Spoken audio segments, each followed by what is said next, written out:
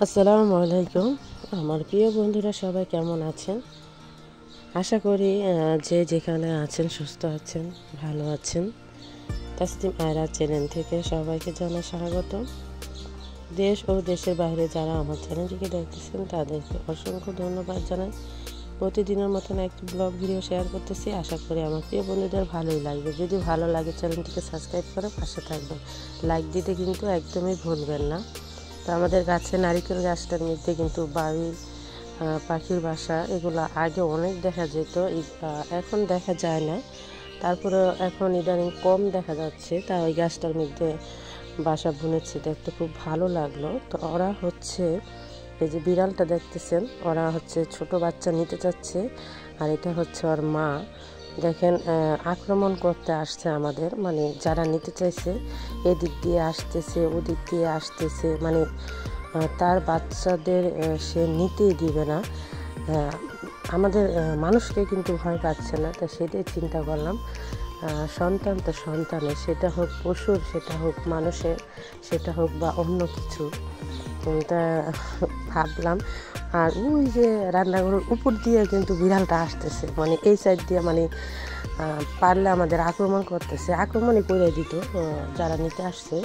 কিন্তু তারা তো লাঠি নিয়ে দাঁড়িয়েছিল, সেই জন্য করতে পারতেছে না। কতক্ষণ এই দিক দিয়ে আসছে, কতক্ষণ চালোর উপর দিয়ে আসছে। তাও তার মানে ধারণা হচ্ছে সে তার বাচ্চাকে কীভাবে রক্ষা করবে, সে কিন্তু চেষ্টা চালিয়ে যাচ্ছে, কিন্তু ওরা পারেনি। এই বিড়ালটা, যেটা ছোট বিড়ালটা দেখলেন, এটা অন্য জায়গার থেকে আনছে। আর ওই বিড়ালের বাচ্চাগুলো একটু বড় হয়ে গেছে, তো পারলো না, ওরা নিতে চাচ্ছে। আর বিড়ালের বাচ্চাগুলো অন্যদিকে লুকিয়েছিল।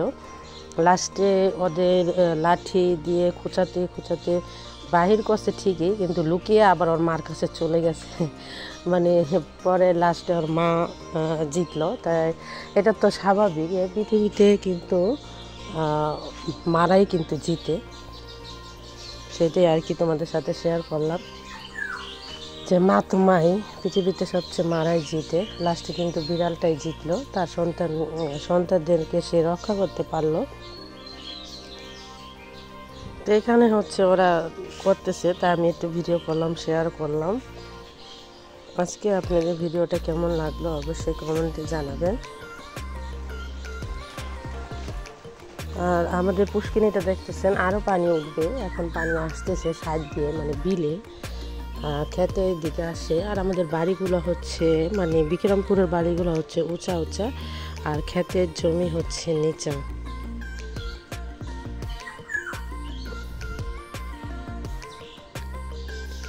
ওই জন্য আর কি পানি আমাদের বাসায় উঠবে না। এখন আর ওরকম পানি হয় না, কিন্তু সিলেটে তো শুনলাম অনেক জায়গায় পানি হয়েছে। আমার এক মানে আমি যেখানে ব্যাংকে একটা অ্যাকাউন্ট খুলেছি, সে আপুর বাড়ি হচ্ছে সিলেট। সে বলল, আপু আমি বাড়িতে, মানে ব্যাংকে জব করে, সে আপুটা খুবই ভালো, এত ব্যবহার ভালো বলে বোঝাতে পারবো না।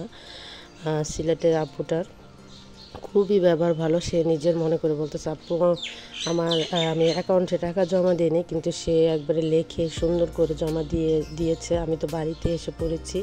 বললো, আপু আমাদের এখানে এত পানি হয়েছে, পরে নিচতলার মোটর খুলে আমি উপরে লাগাইছি, এই কথা বললো আপুটা।